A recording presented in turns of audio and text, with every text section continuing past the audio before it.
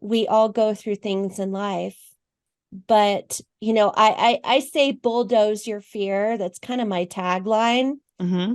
But you're not really bulldozing it, so to speak. You're more, just moving through it, finding your purpose on the other side of it, and then moving towards that purpose. So, that's one thing that I try to teach my kids is that concept. And I thought, we parents need to be a good example for our kids, no matter what, good, bad, or indifferent, right? So I have a very honest relationship with my kids. Even when I was writing the book, I was honest with them and I said, look, there are days I wrote and I just was not mentally capable of doing anything else for the rest of the day. Fear stops us from achieving our true greatness.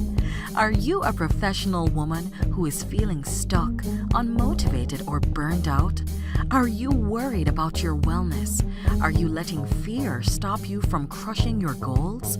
If you answered yes to any or all of these, then this is the podcast for you. Dr. Charmaine Gregory, night shift emergency physician, burnout thriver, and wellness champion, along with everyday heroes just like you, will explore how to face fear in our lives and emerge victoriously. Hey, thanks for checking out this episode. Be sure to click the subscribe button and the notification bell so that you get notified when the next video comes out. It only takes 2 seconds to make 2 clicks. So let's do it. Let's get back to the video. Hello, hello, hello, hello, Fearless Freedom Tribe. This is Dr. G, and we are back for another exciting episode of the Fearless Freedom with Dr. G podcast. This week, we have with us Susan Snow. And Susan is going to tell us all about herself and all of the things that she is up to. Take it away, Susan. Well, hello there, and thank you so much for having me on. Where do I start? I think part of it is I mean, do you want me to tell like the story about what happened and what led me to write my book kind of thing? Sure, that's Is what you that want to what you're do. looking for? Okay. So when I was 17, my dad was a Los Angeles police detective, and he was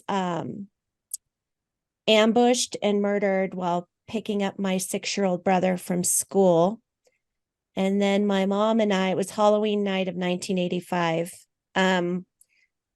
My mom and I were called to the scene, so we witnessed his body and the aftermath of what happened.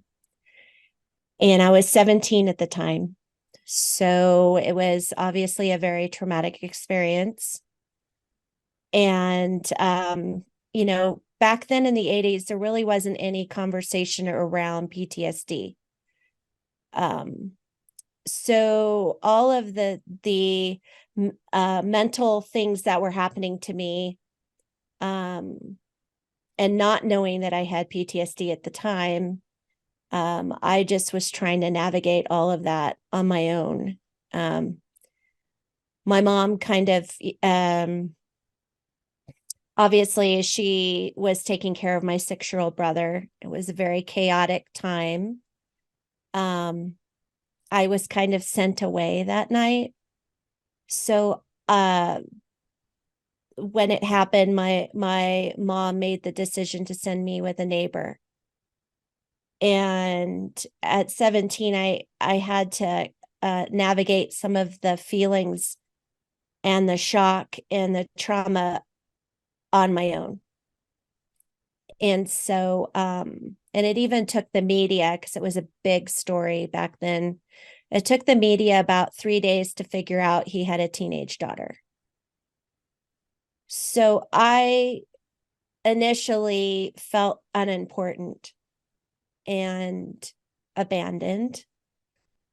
And so, it was many, many years of dealing with all of the brain fog. I didn't sleep for an entire year. about a month into my first therapy experience was not a positive one, unfortunately. LAPD sent us to therapy about a month after, and we all saw different therapists. And the one that I saw, you know, I didn't know what to expect for therapy, like, and I didn't know what questions to ask because I was a kid, and I just knew that I had these feelings of not wanting to be here and wanting to be with my dad, and the fogginess and not sleeping at night and anxiety, because there was right after, there was some time where we were in danger ourselves. So there was a lot of that going on. And this therapist chose to be very shallow in these sessions. So we only talked about my boyfriend, school, my mom and I's relationship. And we literally, and people freak out when I tell people this, but he never asked me about that night or how it made me feel or any of that, which was mind-boggling now, you know, in hindsight. So for an entire year, I saw this man, and for an entire year, I was a mess internally, but I didn't know how to express it. And nobody was asking the questions to pull it out of me either. So after a year, he looked at me and said, "You're a well-rounded young lady. You're strong. And you're going to be fine for the rest of your life. I don't need to see you anymore." Go figure. So that was my first experience with therapy. Wow. That's horrible. That is absolutely horrible. It was horrible. Yeah. Like thinking back now, it just floors me. And so, you know, it wasn't until years later, we had moved from Southern California, where it happened, to Colorado. And we moved here in 97. And in 99, Columbine happened. And that was a turning point for me, because I was working as a hairdresser at the time, and I had set my client back to process her color, and went into the back room, and we had a teeny tiny little TV back there, and I turned it on. It was all over the news. And I had a visceral, like, emotional response. And I didn't know what was going on. It started with the tingling in the fingers, and then I felt my heart palpitating. I was sweating. I turned white. And my colleague came in, and I told nobody my story. Like, nobody here in Colorado knew what happened. And now I was forced to say, I don't know why this is happening to me, you know. And they were asking me, my colleagues were asking me, like, "Do you have any kids at Columbine? Do you live near Columbine?" Right. I Yeah. said, Is there an attachment? "No, Yeah. nothing." And I could not understand. I could not wrap my head around why this was happening to me, because it sent me back so far that the fogginess happened, you know, the flashbacks happened, the suicidal ideation came back. Now I'm married with 2 children, and I'm fighting every day to stay earthly. I had plans in my head almost every day, and my husband caught on. And good. My husband was the boyfriend way back then. So he had been going through all of this trauma alongside me. And he looked at me one day and he said, "You have 2 choices. You either get help or you're going to the hospital today. Mm-hmm. And so I chose to get help, and I went to the doctor. Mm-hmm. And the first thing they did was put me on antidepressants and told me I need to seek a therapist. And I thought, Not that again. uh-oh, I'm in trouble, because if that's what therapy is, I don't know how I'm gonna, because all these years that this happened, I thought I was crazy. I just thought, okay, I'm just nuts. That's just the bottom line. I've snapped at 17 and I'm just crazy and I have to deal with this. And then here I'm older, right? And Columbine happens and I think, oh no, I really am crazy. So I went to the therapist, and I was just telling her in our first session, like a little snippet of what was going on, why I was feeling this way. And she looked at me and she said, everything you've done and gone through since you were 17 is absolutely normal. And you have PTSD. And my head wanted to explode, because I was like, I don't get it. I didn't go to war. I'm not, in the military. I'm not a first responder. Like, and she said, Traumatic experiences, traumatic experience. regular people Mm-hmm. can have PTSD. And I thought to myself, wow, you mean I'm not crazy? And she said, no, you're not crazy. And so that just started my journey on, okay, this is what's happened to me, and this is what I've been dealing with. So now what do I do? You know?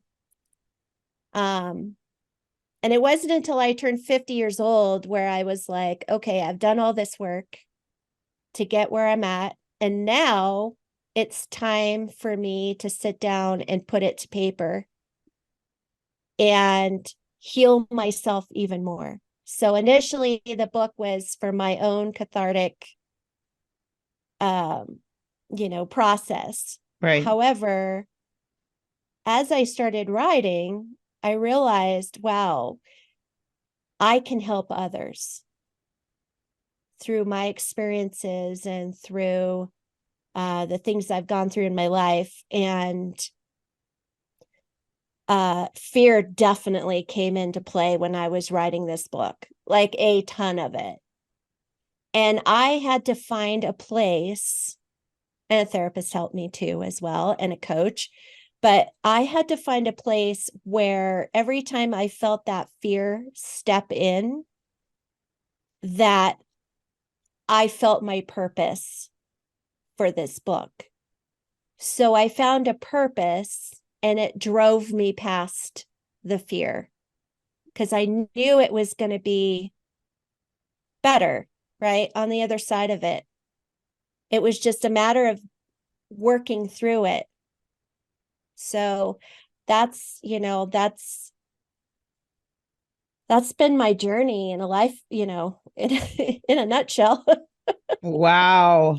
That is amazing.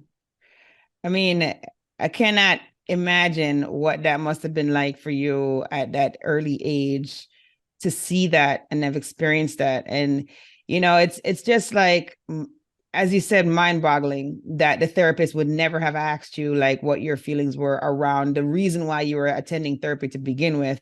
That part I just don't understand. But thankfully, your partner figured out that something wasn't right and put you in touch with someone, or basically caused you to seek out the persons that would help you on your Right. path. So that part is amazing. It's Right. also amazing to me. I mean, when you've gone through something like that, it seems like your partner was a huge support, because it sounds like maybe mom had some difficulty, because I mean, she had to deal with the loss of her spouse and also had to deal with now being on a single parent, unplanned. Like, this is just a big Mm-hmm. thing, right? And so maybe she just didn't know what to do. She didn't know Right. how to react, which is perfectly normal, right? I mean, most people don't go through this scenario in their minds and figure out how would they respond, and then be able to, have a more, I don't know, a more Yeah. calculated response, right? I mean, that would Right. be right. So, Right. so that's expected that mom was kind of, in a zone and didn't really like Well, it consider was, I, everybody. I think it was hard too, because I mean, honestly, between you and I, my Yeah. mom and I's relationship was fractured prior to this Oh, happening. okay. And Okay. so, it was, I think it was a little of that. And obviously, I can't speak for her. I just Right. know Sure. that how it affected me, and and honestly, I didn't understand the abandonment part until I started writing the book. And I started to think about it as me, the mom, and what would my reaction have been if the shoe were on the other foot. And I think for me, I would want my kids around me.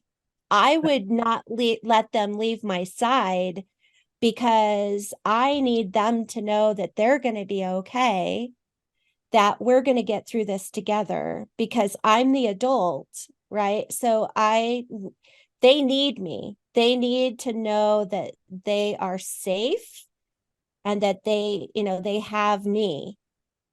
And so that wasn't what I got. And Mm. so it was just a matter of, and that pattern has followed me my whole life, in a way where I took what I felt and I put it towards other kids. So I have people laugh at me because, some people collect tchotchkes, and I collect children, and not in a weird way. Okay. I have kids where their parents, or, their family life is not great, Okay. or strained, or they're not getting the support system. Mhm. And my husband and I have always been, that's kind of our church. I Like, see. we've always given these children a safe place and a safe haven and an unconditional love, but also hold them accountable and give them, you know, that kind of relationship as well, like a mentor. I see. I know those kids are having kids and they're giving us grandchildren. Oh, I see. Got it. But I think because of the way I grew up, Hmm. and I never connected it until I wrote the book, and I thought, oh, that's why I connect with children like that. And that's why I tend to be, I try to be their adult support system, you know, like it takes a village, right? So, Absolutely. so my husband and I are kind of like the village, and I love it, but yeah, I mean, and I think a lot of it too is my dad, the way he raised me, is that I need to be open and keep my heart open, and my mind open, and just be very accepting and love everyone, basically. And so I've tried to do that as well. And I think that was when I wrote my book, it was really important for me also, because there's a lot of when it happened, there was a lot of people's interpretation of how I should have felt about certain things, or how Oh, I should okay. have handled certain things, or whatever. And I felt like it was important for people to see me as vulnerable as that was. And I'm very vulnerable in this book. Like, I am all out there. So just knowing that, and knowing that I could be vulnerable, um, my hope was that people could see my vulnerability and allow themselves to be vulnerable and Hmm. to own their story, so that they could heal as well. Nice. Nice. Yeah, no, that's huge. Hey, it's Dr. G, and I just wanted to take a quick moment to thank you for listening to this episode. I'm so honored to have you here with me. Did you know that I can help you to get your own podcast started? With my podcasting launch course for professionals, I walk you through everything you need to know about starting a podcast. I'm with you every step of the way, from sign up to launching your show, with 5 episodes ready to go. There's a done for you version that's also available. If you would just rather just do recordings and leave the behind the scenes work up to us, then that one is definitely for you. But either way, we've got your back here at Fearless Freedom with Dr. G. Oh, if you already have a show and you need production services, we have monthly plans available for you. So check out the links in the episode show notes for more information. Let's get back to the show.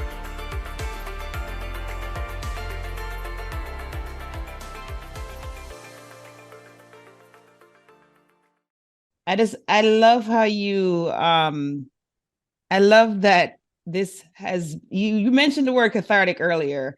Mhm. And I thought that's very apropos because of how you're describing what it has done for you in the sense of like the therapeutic aspects. Mhm. And so, yeah, no, I mean, I think that's amazing that, you were able to channel the fear that you felt around writing this and really help other people. That's huge, and a lot of times we start doing things that we're focused on ourselves in the sense that we're trying to benefit ourselves, trying to heal ourselves. And then it turns out to be something that resonates to a lot of people, and it's because of our own struggles and our own journey that we're able to like have that message go out and really help others be able to like face their own truths and be able to come out of storms. Because I mean, you were in a major storm for many years, unaware of it. And then the fact is that, unfortunately, another traumatic event triggered it for you and then allowed for you to face your fear. Because Right. that's what was happening. Like you had these feelings, you had no idea. You thought you were crazy. You know what I mean? Like that's just not, I mean, it's natural. Everything that you felt, everything that you went through, that was natural. I mean, it's not natural for you to see someone that you love murdered. That's not Right. natural. And so you will have a response, a physical response, a mental response to that. And yeah, I mean, my heart just sunk as you were describing the therapist, because it's just horrible that was a point where a change could be made and it just wasn't. And at the same time, I'm sure that you're probably somewhat grateful for that person also, because had he not done or I don't know if it's a boy, had the person not done a horrible job, you may not have had the kind of relationship with your partner that you had, because I mean, your partner was there for you like during the worst of times. Yep. And so knows you so well that he was able to like figure out when you're at the point that you absolutely needed an intervention, which I think is not, we're not gifted with that. Many people aren't gifted with that kind of relationship. So, there are bad things, but there are definitely some good things that have arisen from this. And you also have an incredible story, Yeah, I mean, that was the one thing. It's like, for me, I think it was important for me to change the legacy a little bit for my kids, and show my kids, who are all adult men now, Okay. that that it was, we all go through things in life. But I say bulldoze your fear. That's kind of my tagline. Mm-hmm. But you're not really bulldozing it, so to speak. You're more, just moving through it, finding your purpose on the other side of it, and then moving towards that purpose. So, that's one thing that I try to teach my kids, is that concept. And I thought, we parents need to be a good example for our kids, no matter what, good, bad, or indifferent, right? So I have a very honest relationship with my kids. And even when I was writing the book, I was honest with them. And I said, look, there are days I wrote and I just was not mentally capable of doing anything else for the rest of the day. And instead of feeling guilty about it and, the negative self-talk happening, I decided to give myself some grace, because reliving your trauma is not an easy thing. Right. And and especially when fear starts to slip in, it makes it a little bit more difficult of a battle. So, but I think my biggest message to people is that once you get to the other side of that fear and the other side of that pain, the freedom from that pain having a hold in your life is indescribable. Yes. And for myself, I have been able to, it's changed every aspect of my life. Every relationship that I have is different because I see it differently. And I see it honestly.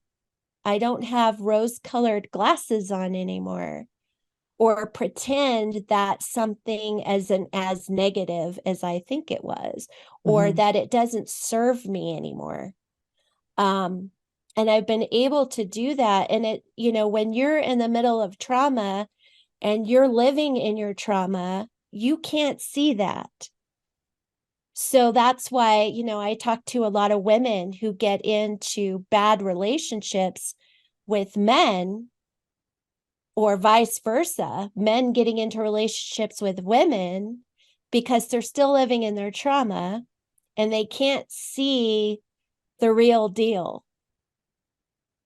This person's being nice, saying all the right things, that kind of thing. And then they think, oh, these people are wonderful. But then when they start to heal from their trauma, they start opening their eyes to who this person really is. So the same with your own self. You start to really, they say it's peeling away the onion, right? Yes. Just peeling away the layers of yourself to find out who you really are. And so, that process is exactly that. Peeling away your onion. Yes, no. Now, thank you for sharing your story and thank you for writing the book. Speaking of which, let's see, do you have a copy there so we can see what it's called and everything? Oh, sure. Do you want me to? I'll grab it. Hold on a Yeah, second. let us know what a book is called and where we can find it. Okay, so this is the book. Can you see it? Yes, The Other Side of the Gun by Susan Snow. My journey from trauma to resiliency. Yep. And Wonderful. it's on Amazon. Okay. It's in two forms. It's in a paperback form, or you can get it on Kindle. Okay. I am working on doing my audiobook. Oh, very nice. Are you reading it, or are you having Yes. somebody read it? I Oh, you're am going to reading read it. it Wow, that's a myself. big job. That's big. Yes. Yes, I am going to do it. I've had too many people tell me I should do it myself, so I'm going to do it myself. Yeah. Yeah, but it's, my hope is that people that read it will be able to connect with it in different ways. Good, bad, or indifferent. That's Doesn't right. matter. Yeah. When you put it out into the universe, you can't have any expectations that everybody is going to love what I have to say, because Absolutely. they might That's not not. realistic, right? That's not Right. realistic. They may not. But And it will that's reach the okay. people that it needs to. I mean, that's the point, right? I mean, yeah. Yep. Yes. So that, so I'm doing these podcasts, but my biggest goal is to be on a stage in front of 10,000 people and Okay. telling my message. Because if I could just reach one person in that audience and change their life in some sort of way, I've done my job. Sounds good. Well, I mean, it's a great start because pretty much I know this podcast has a lot of And listeners. So I mean, I know. you're hitting a lot of ears, you know. So. I know. It's funny because I forget that sometimes since I'm just talking to you. Yes, You know, yes. on No. screen. No, So you're reaching those already. You're already probably reaching more than one person already. yeah, So I hope no, that's so. good. I really hope so because that's my purpose. It is. Mhm. That's awesome. Awesome. Awesome. Awesome. And so now we're at that point in the show where we do our fill in the blank. Are you ready? Sure. Okay. The first one is if I am fearless, I will. If I am fearless, I will be able to move through life in a positive way, always. Okay. All right. And then the next one is to me, fearless freedom means. Oh my gosh. Fearless freedom. We just talked about this. Yeah. Yeah. I heard it. I heard you say it in previously. We just talked about this. Finding your purpose on the other side. Yes. And moving through your fear. Awesome. Awesome. And then the last one is my battle cry is bulldoze your fear. nice. I was wondering if you're gonna say that because like you said that earlier. You're like, this is my mantra. I'm like, yeah, that sounds awesome. Yeah. And then just in case people are looking to talk to you or to contact you, is there a way that they can do that? Oh, sure. Absolutely. They can email me if they want. I am also on Facebook. It's called Susan Snow Speaks, and it's my Facebook page. Awesome. My email is susansnowspeaks@gmail.com. So they can reach out that way. I'm on Instagram with just my name. Awesome. So anybody can Google me, Susan Snow. But yeah, I'm open to conversation with whoever needs an ear. Awesome. Awesome. I love that your name has alliteration too. That's really neat. Susan Snow, right? And then speaks. So that's like double S's, triple S's, I guess. Right. That's really cool. It's easy to remember. Awesome. Well, thank you so much, Susan, for sharing your story and being so vulnerable with our audience, because I feel like as you had your goal of reaching someone, I feel like you've reached more than just someone. I think that just by telling your story and sharing how you overcame fear and how you're still overcoming fear on a daily basis is going to be impactful to many, not just one. So thank you so much for taking time out of your busy day and spending it with us here at the Fearless Freedom Tribe. We really appreciate you, and we are looking forward to watch you do great things. And hopefully we'll see you in front of that audience of 10,000 very, very soon. I hope so. Thank you so much for having me. I really appreciate it. Thank you for joining me on this episode of Fearless Freedom with Dr. G. Again, I'm Dr. G. And if you like this episode, be sure to subscribe so that you can get notified of when the next episode is going to be. And also, I'll catch you next time. Have a great one. Be strong, be brave, and unleash your greatness.